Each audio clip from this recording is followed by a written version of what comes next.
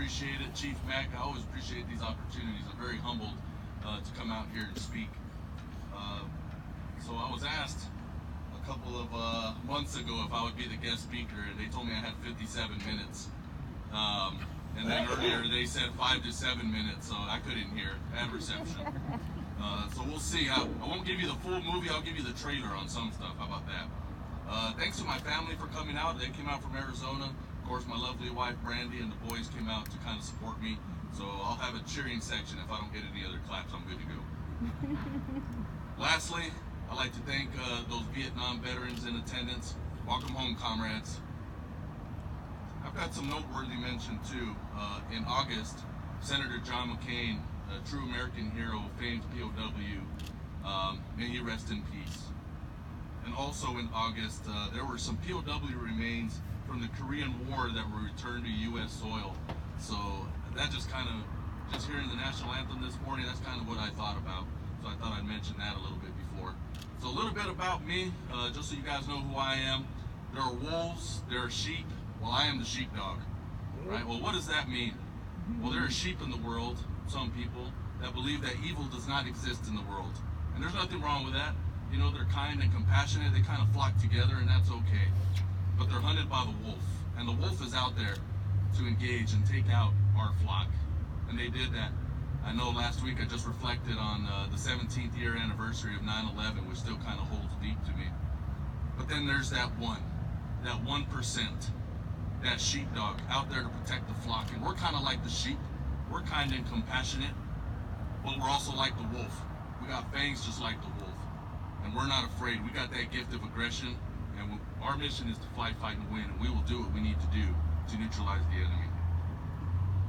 So there's a couple things I want to talk about today, and that's remembrance and coming home. The first part of remembrance, again, I'm not a subject matter expert on the prisoner of war. You're going to find some facts on the internet if you can, but I'm going to tell you some things you're not going to find on the internet. So a couple of years ago, I had the privilege of meeting a prisoner of war, Major General John Borling. Met him at an air show, and he talked to me and my family, took a picture with us, and he gave me his card, and he said, call me if you ever need anything. Well, guess who I called?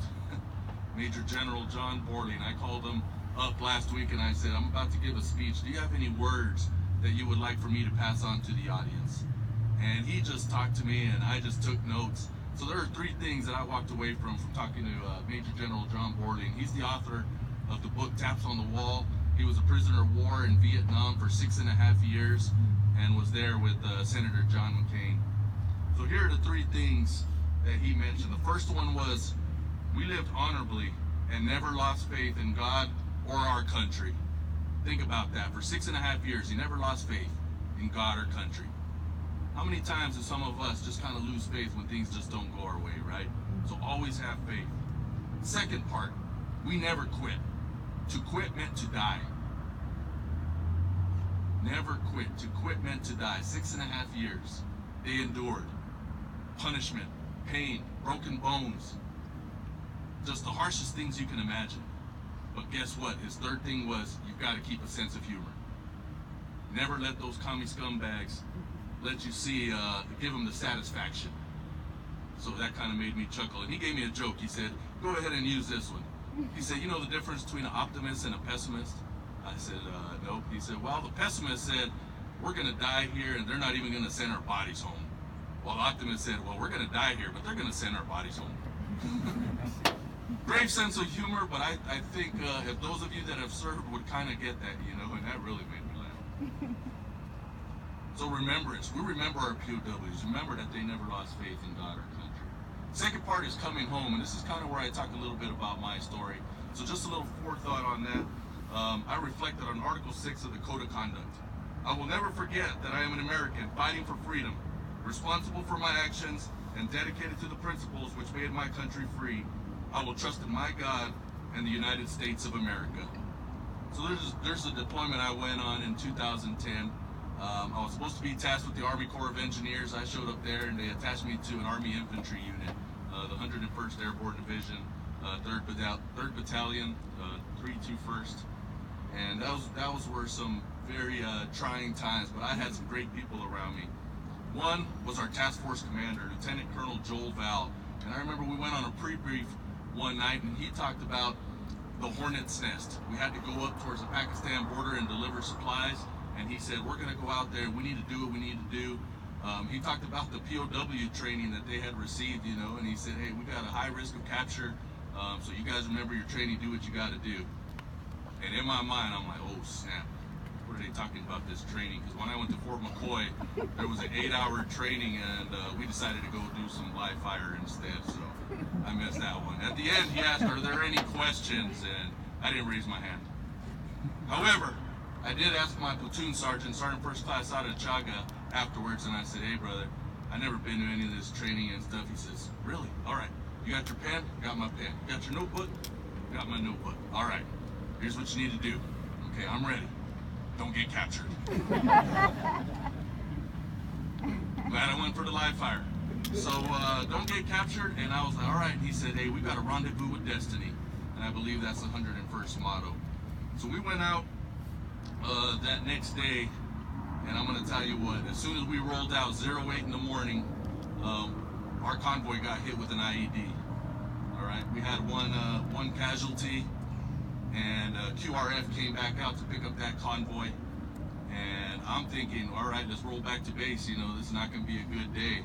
Well, our platoon leader, he said, we're going to Oscar Mike, we're going to continue mission and keep rolling. So that was that. So we ended up going up into the Nawa Valley. Now we're about one click from the Pakistan border, and we were going to provide some OCP Overwatch security for the RCP team, the route clearance package there to clear up any more IEDs. So we dismount, and there's about 12 of us. And all that I'm thinking about, all right, what's going on, what's happening, but I'm going to tell you what, the intel brief we got where there were about 50 Taliban there in the area. So I thank God for the eyes in the sky that we had up there giving us that intel, because I think they were pretty spot on. Also, we had the F-15s flying over, doing a show of force, the flares popping off. It was definitely exciting, kind of makes your heart beat a little bit faster. So we dismounted, we knew we had some cover, and we decided to go up this wadi. And next thing you know, me and my battle buddy, Staff Sergeant Bruner, we're pulling rear security, and we're going up this hill, and we get hit with the mortar 50 meters to the north of us, and another one just flew over. I don't remember hearing it, but I remember the flash, and we just both went down. Sergeant Bruner and I were both pinned down for about 35 minutes, caught in a crossfire with bullets just singing right over us. We couldn't make it up the hill, or we would have been killed for sure. So we're just sitting there, and I'm just firing away my M16. He said, who the hell's shooting? I said, I am. He said, well, keep shooting then. You know? So heart's beating, I'm sitting there, and he says, hey, JC, can you run? And I said, yeah. He says, all right, you go first. So he provides some cover fire for me. I make it down to the MRAP. You know, we're getting closer, and we just get stuck again. We lose comms, we can't get a hold of anybody, and finally a gunner noticed us waving. I think this means we don't have radios. But also we knew the enemy would see that as well. So Private First Class Edwards was a gunner, and he told the driver to position around to a point where he could light up that mountainside. And if he didn't do that,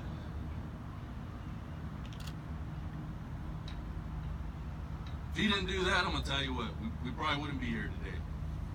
Me and Sergeant Bruner. There are two things I thought about. It wasn't about getting captured. I thought about my family, and I thought about the brother to my right.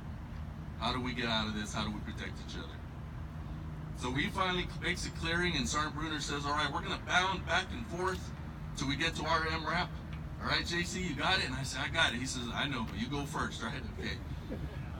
So I didn't bound. I ran as fast as I could, as straight as I could. Bullets flying, and heart was beating fast. It felt like that bad dream where you've had cinder blocks on your feet. But at the end of the day, we both made it to our MRAP, found our way back to the FOB. Other than the IED, no casualties to our team. As we were rolling back, Jake TAC called in close air support and dropped 3,000 pound bombs on the enemy. So the story I told was not to glorify war, not to glorify combat, but is to let you know what sheepdogs do in the heat of battle. Because I'm going to tell you what, I'd rather be a warrior in a garden than a gardener at war. And I'm home because of these brave men. But if you notice, I've hit different tiers. The officer tier, our commander, he was transparent with us. He said, you're going into the hornet's nest and there will be battle. So commanders, make sure that you be transparent because we will follow you into anywhere. Sergeant First Class Chaga, the senior NCO tier. He led by example. He was the first one on the battlefield and the last one off. Unfortunately, AC was killed in action 29 March 2011 because he wanted his folks to come home. Then there was Sergeant Bruner, my battle buddy, who made me laugh under pressure. But I'm glad he was there for me. He did not leave my side, and I did not leave his. And then the junior enlisted tier, Private First Class Edwards, who saved our life. The next day I gave him my CE challenge coin. He said, dang, Sergeant, I didn't even know you were Air Force. He said, good job. And I said, you did a great job. I gave him my coin and I said, thanks for saving our lives. He said, I was just doing my job. I was just doing my job. So remember, leaders at all levels, we've got to ensure that our warriors come home. Last but not least, I'd like to read a poem taken from Major General John Orleans' book, Taps on the Walls. And if you guys remember, the Vietnam prisoners of war were famous for the taps on the wall, for communicating with each other. It goes like this. We build tall walls of different kind for prisoners of war or crime or mine, who serve or crouch and cry behind. And if your freedoms you despoil, you prisoners cannot escape the toil. To stand and fight with mental foil, for solitude when doubts grow rife, makes prisoners who build walls struggle strife. Then tap the walls to regain life. Always remember our prisoners of war and those missing in action until they all come home or send us back. Thank you all, and God bless America. Oh.